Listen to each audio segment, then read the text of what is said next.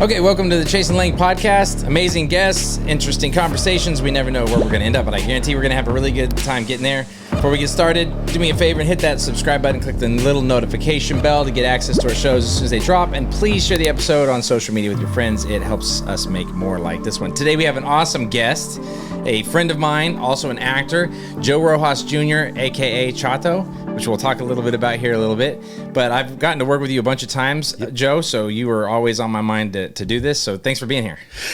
Thank you for having me, man. You're always on my mind too. Awesome. So real quick, before we go any farther, tell me, so I've known you as Joe Rojas Jr., but as your career is expanding and growing, and getting into more stuff, you're good. Getting into more stuff. Tell me a little bit about where did Chato come from? What's going on with that? All right. Well, so I've always been an admirer of Prince. Right? Yeah. Remember when Prince changed his name to the symbol? Yes. Well, I couldn't change my name to the symbol because it was already taken. So I just changed it to the Chato. No, I'm just kidding. No, actually, look, I started Joe Rojas Jr. Because that's my name, right? Most obvious. And so we have little boys, my wife and I. So we had a family and stuff. And then after a while, you kind of start thinking, well, one day these guys are going to want to carve their own way, right? They're going to want to make their own path in the world. And why hand them the burden of trying to perhaps, live up to a name, right? Right. Whether it's a good one or a bad one. So that was the first one. And then, but then in all seriousness, Chato is actually the nickname my wife calls me. Oh. And so, but here's the funny thing. So when I sold the idea to my agent, Linda McAllister Talent, by the way, I love you. Shout out. Yeah. And so when I first sold the idea to her, I sent her the, I think I found it on Wikipedia or, maybe just Google, but the translation for Chato. Right. And so, and on there it says, the translation for Chato is, a caring, dependable guy that you can always count on. That buddy, that friend who's always there, who'll come through in a pinch. Right. Nice. The reality of it is my wife calls me Chato because it just means chubby cheeked one. Well, the love is there, though. Yeah. So and when I think of Pablo Escobar, which you've played before, that's what I think of as Chato. Reliable, reliable. You could always count on him to kill you. Yes. Oh man, but that's awesome. So let's just jump from there real quick. So you've been acting. I've known you for a long time. It's got to be going on 8 years or something crazy like that I've gotten to know you. And so your career has been evolving and moving and just continues. So how did you get involved with acting to begin with? Where did that come from? How did you end up where you are now? Okay, so have you ever hit rock bottom? Oh man, I think I'm right there. So, well, yeah, I'm half serious in that, but so I started at Dallas Comedy House, right? Which is no longer, I think now it's like Dallas Comedy Club or something like that. And I started studying improvised comedy there, right? And it was just a nice outlet in the beginning, but then it was fun to actually get to be in a group and actually get to perform, go out there in front of crowds and just completely make up everything that's going on, right? And keep everyone in stitches. That was fun. But it was just that. It was just fun. Without too many details, sure. Way back in that day, so I got a divorce, right? And it wasn't too terribly pleasant, right, for anybody. When are they? Right? Sure, yeah, never. And so it was just kind of that moment where I just kind of felt like a big giant loser. Everything I'd worked on for so long failed, my marriage, our business and everything. It's just all trash. And so I remember coming home to my mom's house one day. It was December. And so it was cold. It had been raining. And I got out of my car and I remember I just kind of started slowly falling down, right? Almost in slow motion. And I started, I could feel my body just falling down, being pulled into the ground. And so I went to my knees, my hands go to my side, and I go face first in this puddle of mud in her driveway. You can tell she has a crappy driveway. And so my mom comes, and she, she's trying to pick me up, and, get up, what are you doing? And I told her, I was like, you don't understand. I said, you just don't get it. I was like, it's over for me. I'm almost 40, I don't have anything going on. I'm just, what am I doing? I was like, plus I've got something embarrassing I want to tell you. She's like, what? And I said, well, for the last 6 months, I've been going somewhere that nobody knows. And I said, I'm really embarrassed about it. That's the way you want to start a conversation. I've been going somewhere you haven't known. I've got some secret to tell you. Yeah. I'm sure she was totally ready for what you're about to say. Right. Yeah. She's like, what? Are you drinking? Are you going to bars? What's happening? You're not going to those naked lady clubs? I was like, no. What are you talking about? I was like, it's worse than that. It's worse than that. I was like, yeah. She's like, what happened? I was like, well, you know, and I just started crying because I was embarrassed, right? And I told her, I was like, well, I've been taking acting classes.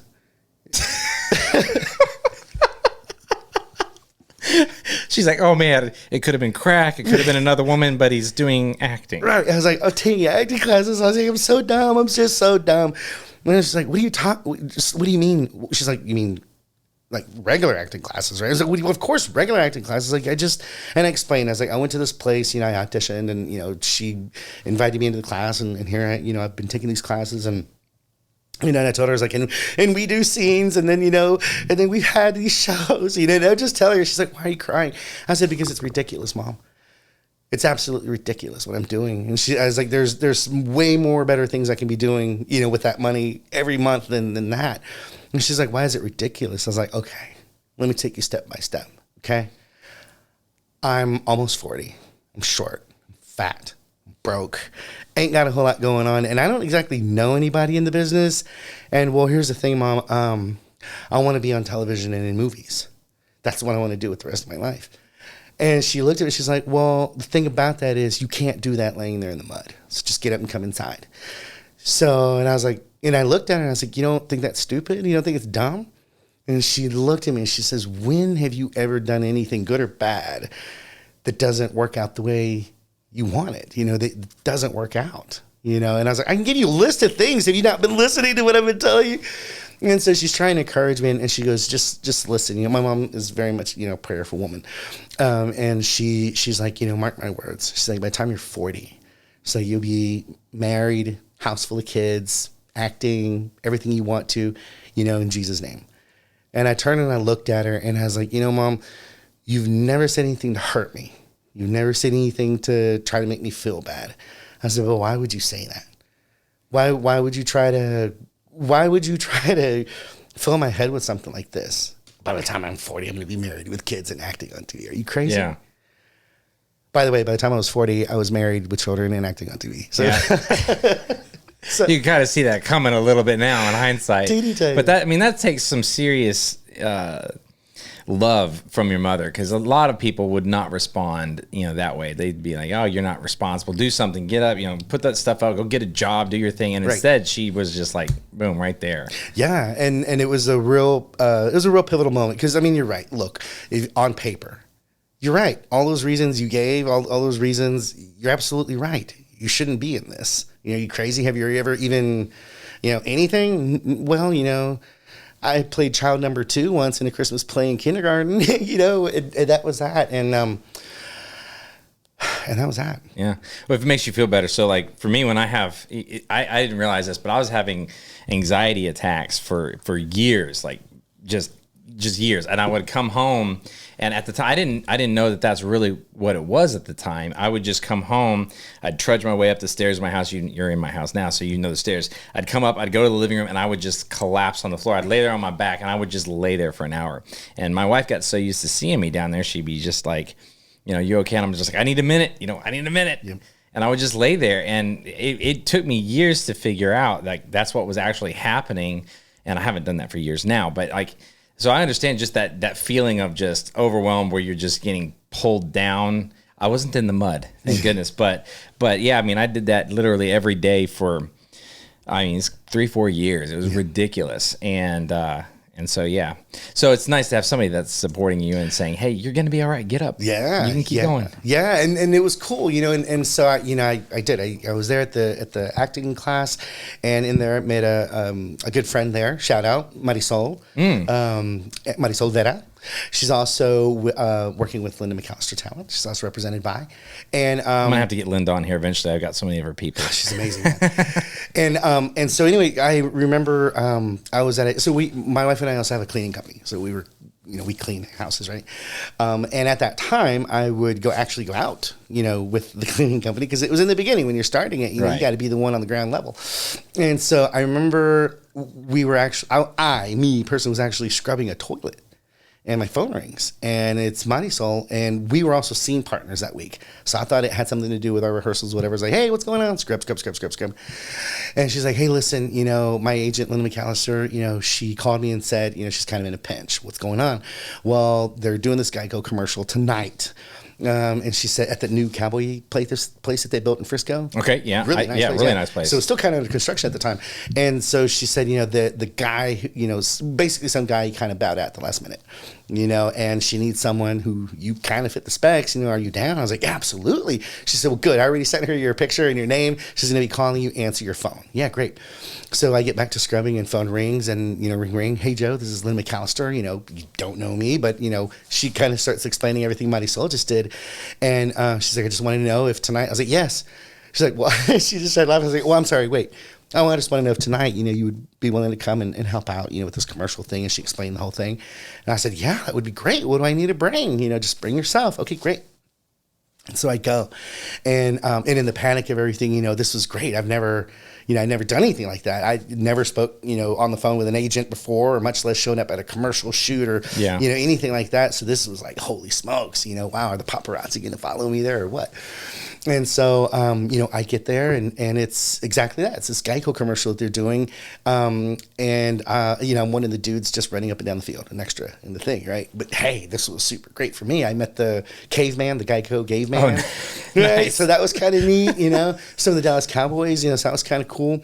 And then, so at the end of it, kind of like close to the end of it, they brought these sack lunches with these, ham sandwiches and, a bag of off-brand chips, right? Bottled water. I hadn't eaten since, lunch. So I was like, this is great, so I'm just wolfing it down. And this other guy is like, you want mine? I'm like, yeah, sure. Boom. So I eat his sandwich too. All right. So the night is over. It's done. Fast forward to the next day. Linda calls, right? And she's like, Joe, I just want to apologize about yesterday. I'm so sorry for, the way they treated you guys. And, I promise you that's not the way that commercials work. It's just not the way it is. I'm like, what are you talking about? I was like, it was absolutely great. She's like, what are you talking about? I was like, oh man, I'm at the Geico caveman. I got sandwiches and chips. It was fantastic. So I'm going on for like 20, 30 minutes. At the end, she's laughing. She's like, I got to tell you, I'm sorry. She's like, I got to tell you, you're the only one that I talked to from last night that, wasn't complaining about this. She goes, I can't believe, you're so positive about it. I said, well, you don't understand. I'm going to be on TV. and so she's like, listen, I want to meet you. Why don't we have lunch, this week and come on out and let's have a chit chat. Yeah, sure, cool, whatever. And so I tell my wife, hey, listen, so she wants to meet, right? And we go out to Waxahachie. That's where her offices are. And at this coffee shop, right? And I walk in and she's sitting there. And, she, when I walked in, she looked at me and she goes, where have you been?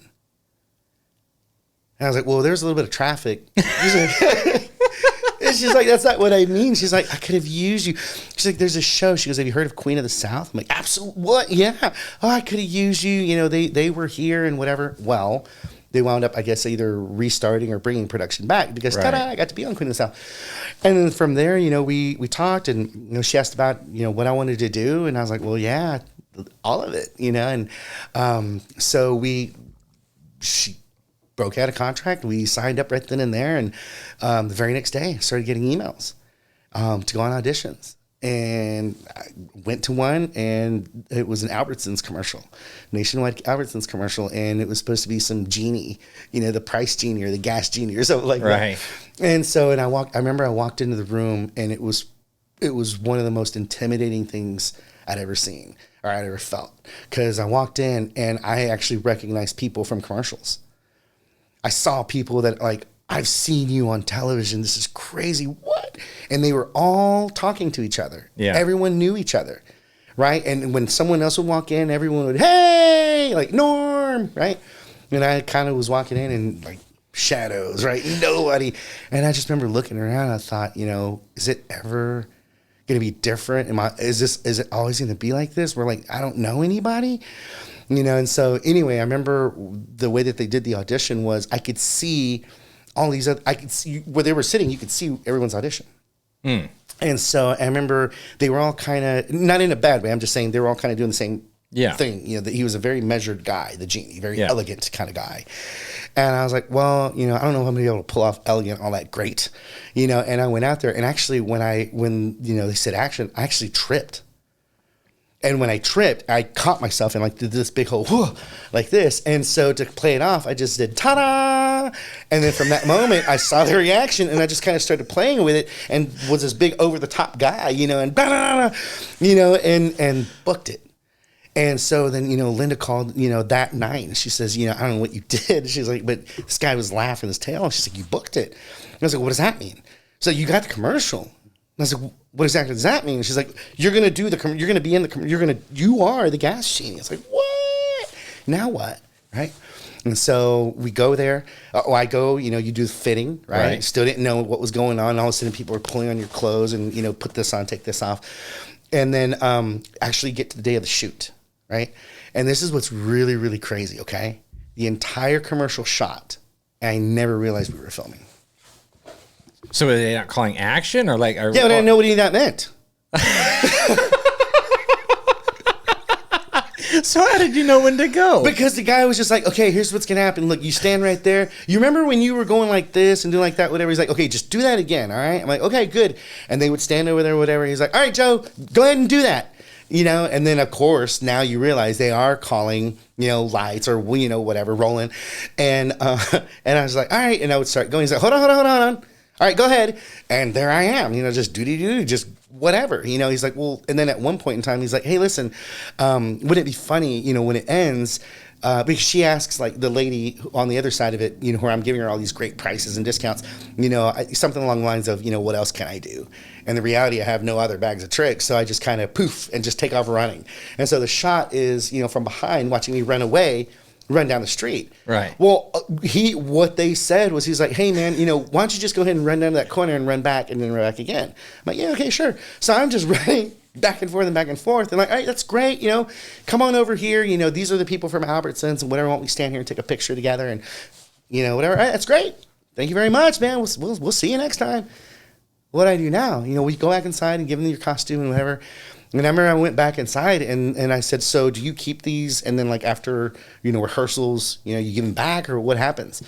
And she was just looking at me, she's like, what do you mean rehearsals? I was like, yeah, right. Like, you know, we were rehearsing all of this. And I just remember she started laughing. She's like, that was the shoot. We did it. I had no idea, you know. And I mean, and it looked, you know, it was a pretty cool campaign. Well, there's a story to say, don't ever skip on the rehearsal part. Apparently your just rehearsal acting was enough to get you there. I guess. Yeah, I had no idea what was going on. You know? So since then, how was your your auditioning strategy? Has that changed? Because obviously you stumble on this one. How is auditioning now for you? What do you do?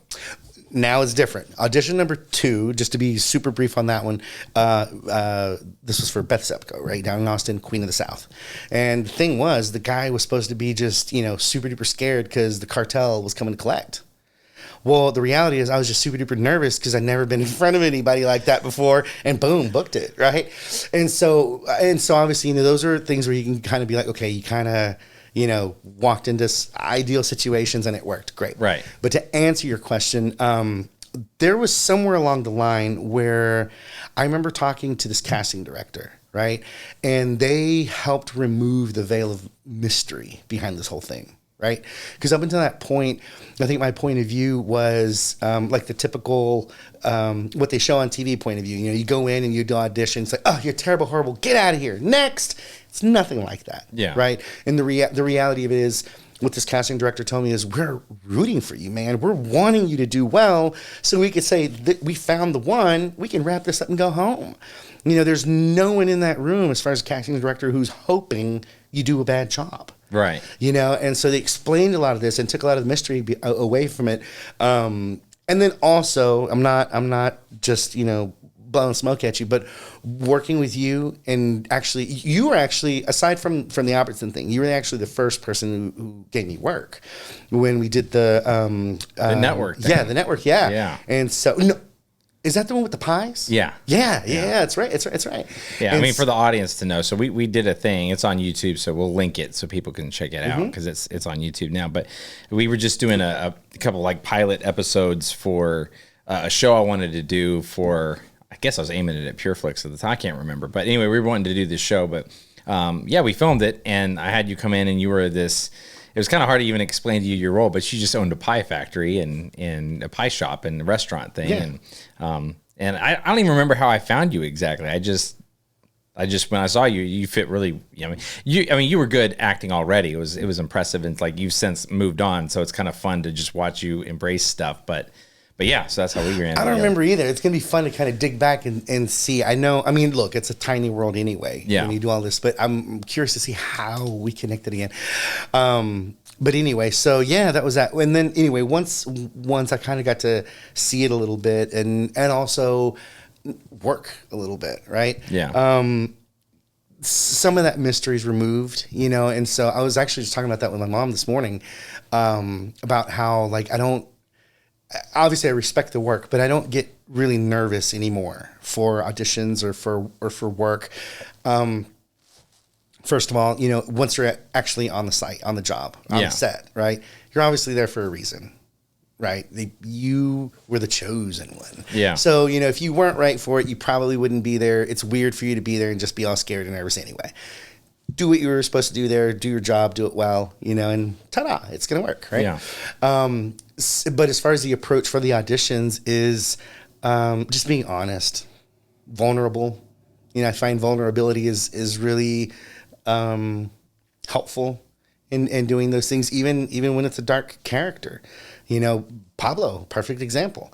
A very, very sweet, kind, loving person at home, but absolutely ruthless, at work. Yeah. And it's exactly that to him, work. Or was exactly that to him, work. Yeah. And so, and in that, you can even see the vulnerabilities as to why even some of the ugly things happened, not justifying it. But what I'm saying is when you are, at least for me, when you could display those vulnerabilities, even in those horrible moments, it makes it a little bit more real. Yeah. That's just really interesting. I find auditioning to be it doesn't matter whether you're the actor or you're the person holding the audition. I had to get much better at holding auditions just for my own good. But it's an intimidating environment. So I always like to hear what actors are doing as far as like, how do you approach it? How do you deal with it? How do you deal with the feelings? Because no matter, it's always an intimidating, it's always you go in and there's just so many unknowns and nobody likes to work in unknowns. Right. So, well, in the beginning, I remember having the questions of like, well, okay, so let's just say if you're auditioning to be, this mean guy, right? Or a psycho killer, whatever. Should you walk into the audition in character? And when you're slating, should you slate as a character? Right. And to me, the answer to that, the answer to that has been no. Right? Yeah. I'd go in and I'm me, right? And hey, how's it going? And whatever, and then you do your audition, right? Yeah. And if it happens to be this intense scene where it's this, crazy, weird, guy or whatever, then you are him. Yeah. In that moment, right? And that's exactly what's happening in that moment. Look, crazy, mean psychopathic killers, I'm sure, probably have nice days every now and again. Yeah. And they're probably sometimes really nice and gregarious and, hey, hi, how's it going? And good. I don't think walk around all the time, I'm going to kill you. Yeah. I doubt that. So same thing. And that advice that the casting director that I told you about gave, and it sounds so cliched, man, and it sounded really complicated, but it's not, was just simply this: be yourself. And it's like, what is that supposed to mean? Like me, myself, nervous, where I don't know what's going on here. Is that what you're talking about? But no, just be yourself, man. And you wear the character like a thin veil, where there's still pieces of you behind that. But, that veil will allow for maybe some moves you wouldn't make in your real life. Yeah. So now that you've been acting for a good amount of time, you have got an extensive IMDb and it's only growing.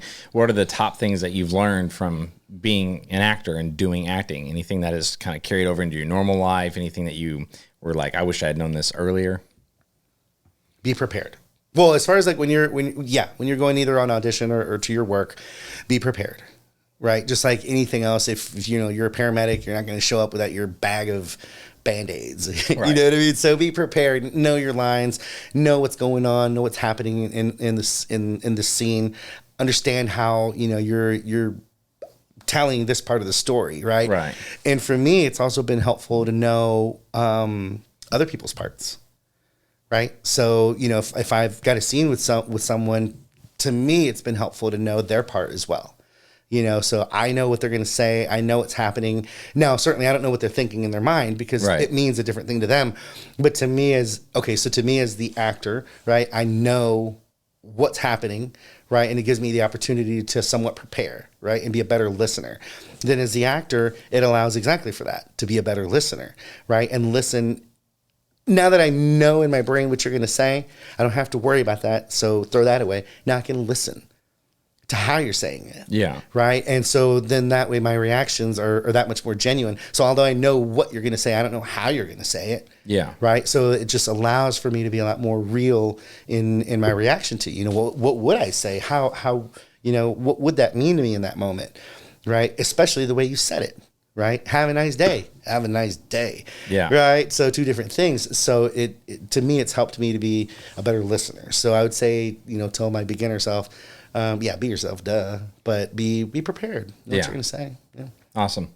Now, apart from acting, you're also, I don't even remember the full extent of what your company does, but you've gotten into basically property and renovating these giant buildings that I've come out and seen up here. And so you started doing that and you got involved in a really interesting way with these buildings. And now I guess highlight here a week ago or something was that these buildings have been dark and left for ruin. And then now you've literally brought light to the buildings and they're back on. So like what's going on with that and how'd that happen? What's your experience? What are you doing with that? Yeah, well, man, so those buildings you're talking about, they are right across the freeway from where I told you before. Remember when we were unceremoniously kicked to Dallas? Yes. And we landed at my aunt's house right there on Pipeline, man. So these buildings from that house, you can kind of see them on the horizon. Anyway, long and short of it, I mentioned today we have a cleaning company, and I originally went in there to go bid the job to clean the buildings, right?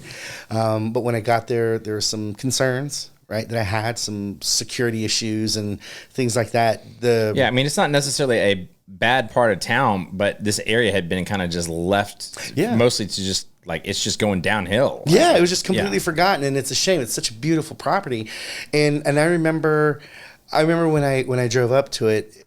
Look, pause button on that for a second, right? So as a kid and even now, how you always have those, man, if I had the opportunity to XYZ, I would this, right? If I had the ability to decorate a lobby, I would do it like this, right? And so there's always been those, dreams or desires or wishes, whatever, in the back of my mind, but it didn't just stay as that, right? So I wouldn't just wish it and leave it alone. I would wish it or dream it or whatever, and then here's how I would do it. I would do this and that, and just really plan it out as if it was really right there. Sometimes even go to the extreme to draw out, and then if I, did like an event center, I would this, I would that, I would this. And when the moment presented itself, I spoke to the then property manager and to the owner and was like, listen, you're wanting us to bring employees here, to clean, and sometimes at night. I got some serious security concerns, and we started talking about those things, and not disrespectfully, just honestly, you could tell the property manager didn't quite know. He was a little bit way in over his head. Yeah, kind of tell, and the owner knew it, and I heard him making that comment to him, and when we left the meeting, I remember telling that property manager, I was like, look, man, don't lose this contract. Let me help you. All right. Let's figure out a way how we can, get these improvements going and make the owner happy and, keep the property safe and we can keep moving forward. And his answer was pretty much like, baby steps. Yeah. Come on in, you clean for about 3 or 4 months and then we'll kind of present, and that just wasn't going to roll. Right. And the main thing is just because look, you put employees and staff in there, it costs money and time and effort. And then if this whole thing goes down the drain, now what? Yeah. Now you've got displaced employees. Keep hitting your wire, man. I'm sorry. We'll just pull it out of the way. And so Working from home, man. difficulties. And so then I went back and talked to the owner myself, and I was like, listen, just have a conversation with your guy, and here's what we can get done. And by the time we left the meeting, he basically wanted to know if I'd be willing to take over the project. Yeah. Right. And he's like, why don't you do it? Why don't you bring it up? I was certainly up for the challenge, but I told him, I was like, look, man, I already have a company. We already run our own company. We're doing well. I'm not looking for a job. Thank you. I appreciate it, but I'm not looking for a job right now, but I know some people who could probably help you. I could point them in your direction and knock it out. And so the conversation didn't exactly just stay there. We spoke again, a couple of days later. And well, long and short of it, the arrangement we came to was equity. And he was like, how about if you become an equity partner? I offer you equity in the building. And I'm like, well, what exactly do you mean by that? And so we ironed out the details and what that meant. And instantly it was kind of one of those things. Look, I told you mom's a woman of faith. Me too, right? So am I allowed to talk about God on this thing? Absolutely. Free game, man. This is a free game. Well, so obviously, God is good, and instantly it was one of those things where things I've dreamed of, only dreamed of, were happening, right? And it was one of those moments where I remember somebody said to me, it's like, the conditions that the buildings were in at that time. This person said, you're giving purpose to these buildings, and these buildings are giving purpose to you. Right. Not that I didn't have purpose in my life, right. But what I'm saying is in regards to, what perhaps God's trying to do in my life right now. Right. And what I mean by that is, remember, we were kicked to the curb right across the freeway from where those buildings are. Forgotten, abandoned, no value seen in us, of no importance. Well, and this is when you were younger. This is before then. Yeah, I was about 13, 14 when this happened. And then so fast forward the tape all these years, and here we are at these properties that are forsaken, abandoned, forgotten, just left for dead. Yeah. Right? With the owner hoping that somewhere, someone would care enough to get this going. And so to go there and to take this property that was 3 months ago, it looked like a haunted building. Yeah, I mean, it really did. So I went out there and toured it, and it was pretty cool. But you're talking about they're like 8 stories. How big are these? 5 stories? One of them's 6, one of them's 5. Yeah, so these are big buildings, and for one to have no power in it, and we were climbing up the hall stairs. It's like pitch black with cell phone lights. It's just crazy. Yeah, that place. It's been in the dark. I would say, from what I understand, almost 2 years, and then it's been unoccupied for about 10. So to come in with the challenge of, you see that dark, abandoned building, you've got 18 months to bring it to life and fill it and make it profitable. Or you walk away with nothing. And it's like, okay. And I was up for the challenge, and we got in and we, put our head down and just started bringing our imagination to life. Yeah. What would it look like if this? What would it look like if we put, a rock garden here, and to put it in? And it's fantastic to see even the ambiance, the atmosphere change with the tenants. Yeah. You see tenants who, so there are 2 sets of elevators, there are 2 elevators in this building, and one of them has been off and out of service for almost 2 years. Right. So you've got this whole building using one slow, bouncy elevator, right? And that's unacceptable. So some tenants had even left, long-term, very large, tenants left as a result of that, right? This is before me. Yeah. And so the fixes are relatively easy. You make a few phone calls, get a few people in, they do their job, you pay them, and then everything works. Yeah, it's pretty simple. Yeah. But it's just, being focused. Well, and it instantly changes the value and the perspective and the way people feel about being there with that one little thing. It does. And not for anything, the fact of having ownership in what you're doing and ownership in the property certainly changes my perspective because, there are times, we're there until, 12:30, 1 o'clock in the morning, and to turn right back around and be there super early in the morning or, things are going on and you've got to be there and figure out what's happening. So we had a pretty historic week where last Wednesday, so this would have been the last week of January of 2022, the power was on. We had the electrician come in, obviously fix everything. It was a long process because the building was vandalized and they yanked out all the copper wires and burned the stuff and whatever. They got the building up, got the power on, and I got to tell you, it was a little bit emotional for me, to go into that building. Oh yeah, I believe it. Yeah, and just walk in there and there were lights and it felt good, and we had the lights on the outside replaced, and so at nighttime, both buildings look like they're like glowing from the bottom, and it was a really emotional moment, man, because it really meant a lot to me, to my wife, to my family, to take something like that and start seeing the life come back into it. Yeah. And so now we've got power on, we have our elevators inspected and they work, everything's up. And it's also kind of funny because, if you would have told me, as a kid, one day, you see that building right there? Yeah. The lights are going to turn on and you're going to be really excited about it. No more information than that. Yeah. What does that mean? Yeah. But why would I care about lights being on in a building? Right. But one day. And so that was really, really cool. And so it's been a really neat thing. And so we have the lights on, we got the wheels turning on that. And then now we're jumping to the next project. Yeah. Well, when it comes to construction, there's stages where you can get excited. But like even building this house, the day that you turn power on, where it's like, when night comes, you can still be here.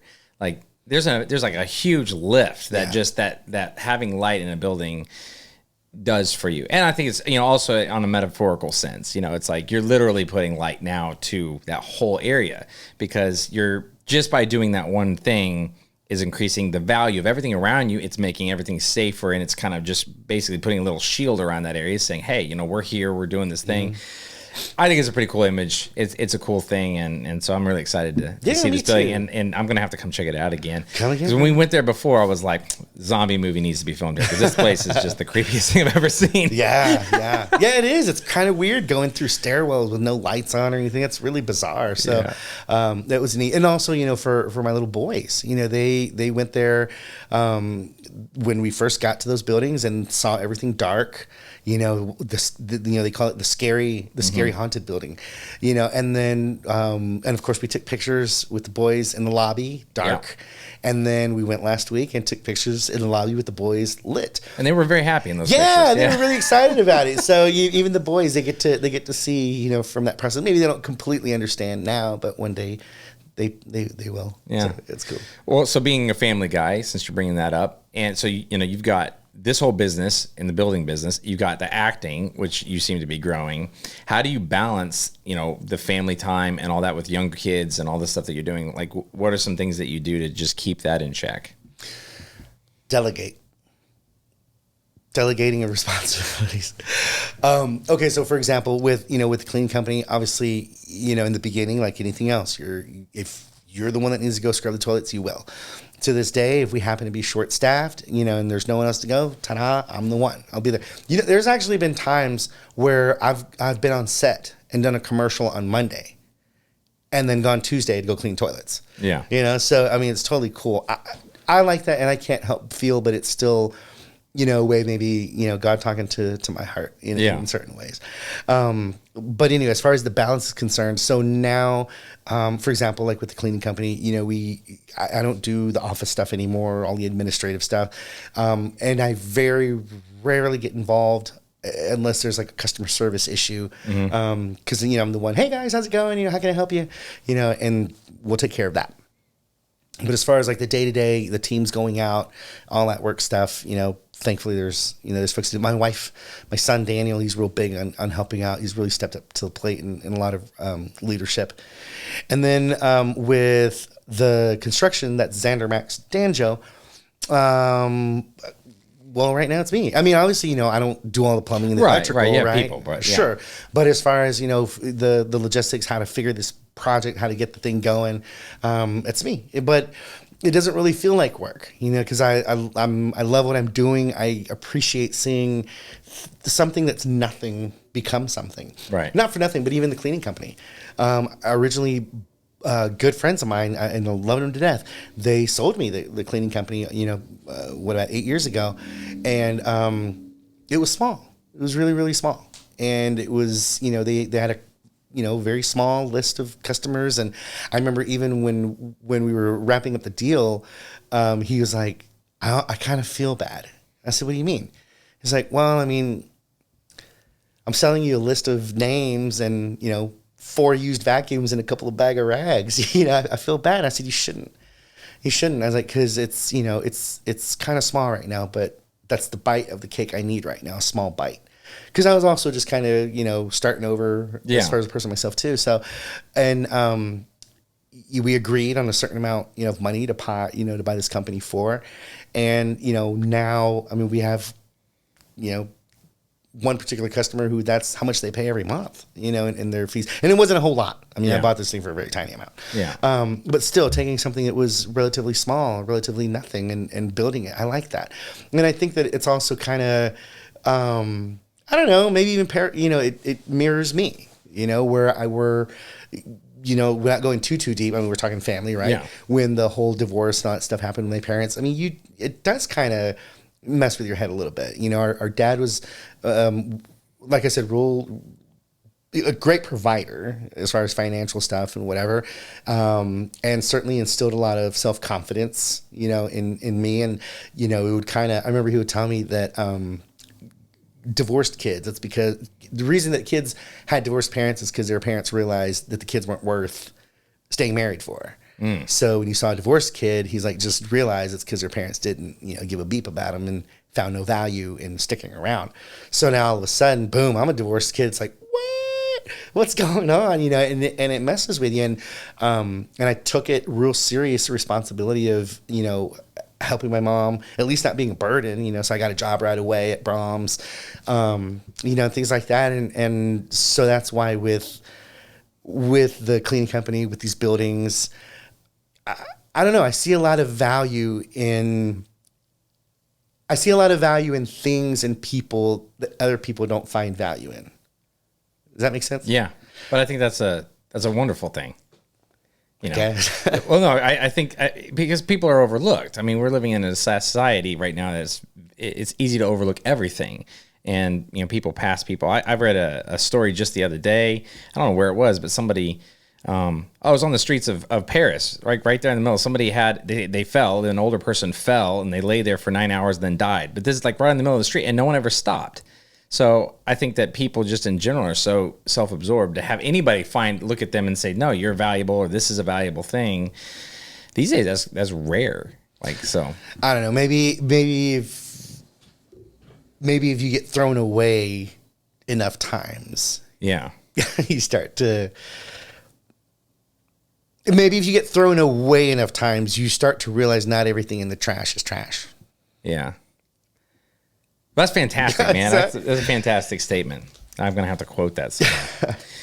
Well, let's wrap this up now. By the way, before we wrap this thing up, your house is nuts amazing. Well, it really is. You built this thing yourself. Right? Yeah, I was the general contractor. I mean, obviously, I'm like you. I didn't do everything perfectly, but there is some things like, I mean, I did all from the box. I did all the wiring in the house. I did all the plumbing in the house. I did the sheetrock finishing. And unfortunately, nothing is perfect here, but it is a growing. For me, it's like a learning experience. Like you do the work yourself, you learn to appreciate all of it. Yeah. And even you appreciate the things that you hate doing. Cause in the end you're like, I'm happy. I tell my kids all the time, like, daddy's blood is all over this house. And they don't know I'm not joking. It's all the times you cut yourself and everything, you end up doing it. And you end up having, pride in that thing. Yeah. And it's not just something that I went out and got a loan and bought. No, you did it all for better and for worse. You did it, and I do it again. In fact, it became a thing that I would love to do it for my kids. Is like I'd love to just start building it. And soon my kids, my oldest is a teenager now, and I'm like, all right, you need to start learning this stuff. You're there, and I would build again just so that they have that experience, so that they realize like, you know, one day when you're 30, here's how you change a light bulb. Here's how you install a lighting fixture. You know, things like that, that if you don't know, what are you going to do? You know, it's like, do you call somebody every time you need something? And I think there's an element of pride, whether it's film or whatever, you can take pride in saying, no, you know, there's a sense of accomplishment. I did this, I finished this. Okay, whew, now I can go to the next thing. And you can carry that, you know, pride of accomplishment or sense of accomplishment. There you go. Well, it's great because, I mean, even, you know, for generations, people will drive up and down the street and this house is here. It forever tells a story. You know, and that's really, really beautiful. And yeah, my wife and I, like I was telling you before, we're wanting to go out and build. So maybe you can come out and give us some tips. Actually, what I was thinking was on that property, what I wanted to do was, and especially during the building process, is do this, not podcast, but what is it called? Those little videos or whatever. Yeah. And it's called How Chato Does It. Oh, nice. Okay. And so the idea would be where, you know, for example, like you just said, you know, installing a light fixture or doing whatever, this is how Chato does it.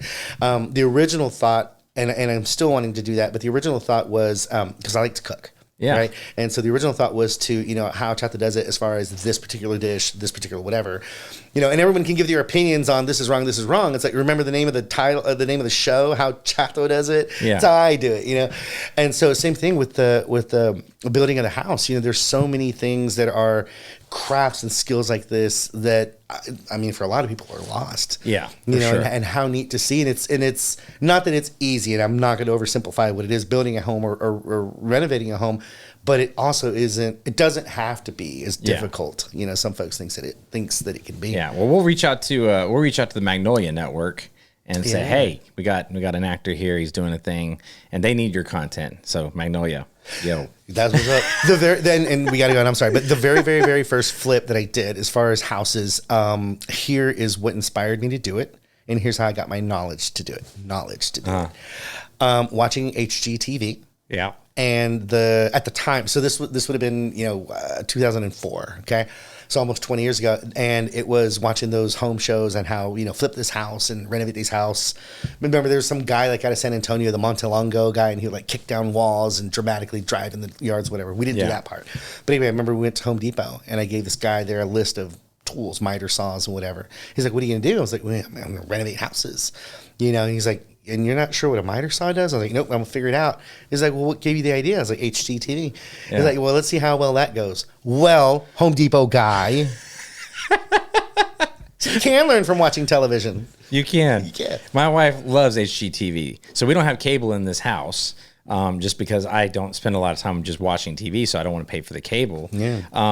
But it's funny because anytime we go on vacation or go to my in-laws' house or whatever, it's like where they have cable, it's like it's going to be on HGTV. My wife's going to be seeing what the latest thing is, and anyway, it's crazy. Well, I noticed the coax hanging from your neighbor's house, so I'll just run it across here and connect you up real quick. There you go.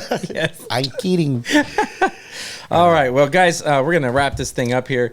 Joe, I just want to thank you for being here. This is awesome. We're going to do it again. I got more stuff to talk to you about.